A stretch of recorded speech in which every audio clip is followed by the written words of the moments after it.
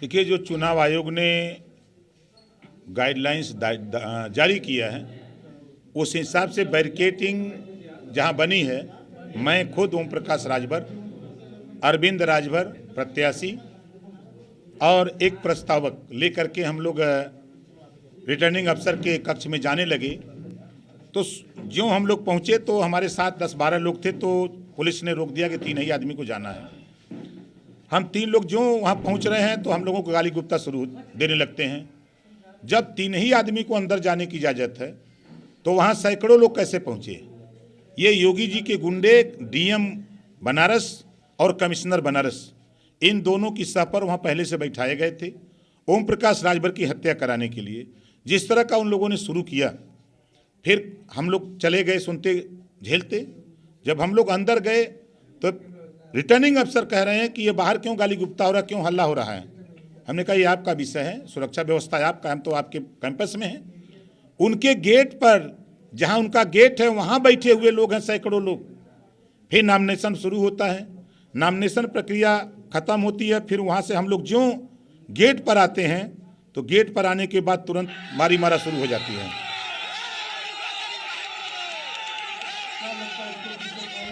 भाई अब आप बताओ कि जब हम अपने हक की बात कर रहे हैं कि आप हमारा आरक्षण खत्म कर रहे हो, आप संविधान को नहीं मान रहे हो, आप जुल्म जाति अत्याचार कर रहे हो, थाने पर जाति पूछ के मारा जा रहा, जाति पूछ करके गाली दी जा रही है, एफआईआर हो रहा है।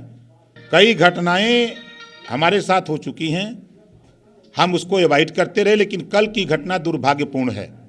कल जिस तरह का हुआ, अब हमारा एक तरफ से एक आदमी कॉलर पकड़, एक आदमी उधर से पकड़ रहा है और मार रहे हैं और कह रहे हैं कि मार दो साले को गोली, यहीं खत्म हो जाए।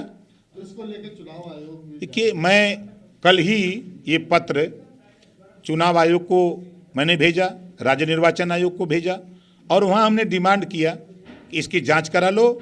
निष्पक्ष चुनाव अगर कराना चाहता है चुनाव आयोग तो वहाँ के डीएम कमिश्नर को पहले हटा दे, नहीं तो निष्पक्ष चुनाव नहीं हो सकता है। और ओम प्रकाश राजभर और अरविंद राजभर को सुरक्षा व्यवस्था मुहैया करावें।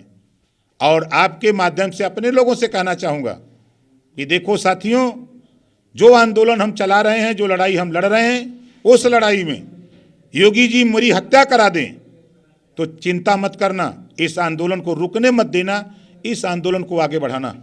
ये हक अधिकार की लड़ाई है, सम्मान की लड़ाई है, रोटी कपड़ा मकान शिक्षा दवाई की लड़ाई है। इस नाते हम अपने लोगों से अपील करता हूँ कि ये योगी जी हमारी हत्या किसी भी समय करा सकते हैं, करा दें, लेकिन आंदोलन को रुकने मत देना, आंदोलन को बढ़ाते रहना। भी आते हैं बनारस से ही। प्रधानमंत्री जी क्या करेंगे? दुनिया में झूठ बोलने वाले अगर कोई नेता है तो माननीय नरेंद्र मोदी जी। जब माइक पकड़ते हैं तो कहते हैं भारत माता की जय, अब कहते क्या हैं? सौगंध मुझे इस मिट्टी की, देश नहीं बिकने दूंगा। देश की संपत्ति, रेलवे बेच दिया, बैंक बेच दिया, एलआईसी बेच दिया, बीएसएनएल एयरपोर्ट बेच दिया, देश की संपत्ति बेच रहे हैं, बेच करके आरक्षण खत्म कर रहे हैं। लोगों को तो दिख नहीं रहा, लेकिन पढ़े लिखे लोगों को दिख रहा है कि हमारा आरक्षण खत्म हो रहा है। तो इसका जब हम लोग विरोध कर रहे हैं तो ये पसंद नहीं आ रहे हैं भारतीय जनता पार्टी को। इस नाते वो बौखलाए हुए लोग हैं, इस नाते वो इस तरह की हरकत कराने पर तुले हुए हैं। 2 चरण का मतदान हो चुका है। देखिए, 113 सीटों का चुनाव हो चुका है, 90 से 95 सीट हम लोग जीतने जा रहे हैं। 113 में किसान हमारे साथ, वंचित पिछड़ा दलित अल्पसंख्यक हमारे साथ। कौन वोट दे रहा है भाजपा को? इसी की बौखलाहट है, छटपटाहट है। दिल्ली में जिस तरह गृह मंत्री जी डोर टू डोर पर्चा बांटे 3 सीट पाए थे, 70 में 2/3 जीत रहे थे। बहुत चैनल वाले एग्जिट पोल दिखा रहे थे कि 70 में 60 दे रहे थे और पाए कितना? 3। ठीक उसी तरह जब उनको ये एहसास हो गया कि उत्तर प्रदेश में हालत खराब है तो हमारे गृह मंत्री जी डोर टू डोर थूक लगा के पर्चा बांट रहे हैं। वहाँ जमाती थूकते थे तो कोरोना फैलता था, ये खुदा थूक लगा के कोरोना फैलाने लगे। तो जनता समझ गई कि अब मामला बिगड़ गया है, ये तो कोरोना फैलाने आया है, इसका पर्चा मत लो, फेंक दो बाहर। तो लोग घर से निकाल के पर्चा बाहर फेंक दिए और साइकिल और हैंडपंप पर वोट देने चले गए। तो क्या लगता है गठबंधन कितनी सीटें? 90 से 95 सीट हम जीतने जा रहे हैं। अच्छा, दूसरा एक टिकट जो मुक्ता अंसारी बेटी को आपने जो टिकट दिया, उसको लेकर बीजेपी कर रही है गुंडों को वाली। भारतीय जनता पार्टी ब्रजेश सिंह को एमएलसी बनावे उनको टिकट दे तो वो तो गुंडा नहीं हो तो बहुत साधु हैं। अयोध्या में भगवान राम के यहाँ बैठ के खाली पुजारी बंद पूजा करते हैं। जो शिवपुर सेंट्रल जेल में है ना, वो साधु हैं, अयोध्या में पूजा करते हैं। संगीत सोम बहुत साधु हैं, सुरेश राणा बहुत साधु हैं। योगी आदित्यनाथ जी जिस दिन शपथ लिए थे, इनके ऊपर भी आपराधिक मुकदमे थे। मुख्यमंत्री तो काल में वो मुकदमा वापस किया है। डिप्टी सीएम केशव मौर्य, इनके ऊपर भी आपराधिक मुकदमे थे, इन्होंने अपना मुकदमा वापस किया। 156 अपराधी प्रवृत्ति के एमएलए जीत के आए थे भाजपा के। ये क्या कहेंगे?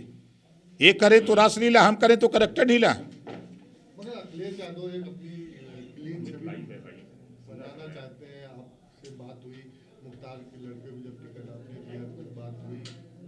अब्बास के ऊपर कौन सा मुकदमा है? अब्बास के ऊपर कोई मुकदमा तो नहीं है। अब्बास को टिकट दिया तो क्या बुरा किया? मगर उनके पिताजी के नाम, उनके पिताजी अब अपराधी, उनके आपराधिक मुकदमे हैं। जब सजा उनको मिलेगी तो देखा जाएगा, लेकिन अब्बास के ऊपर तो कोई नहीं ना है।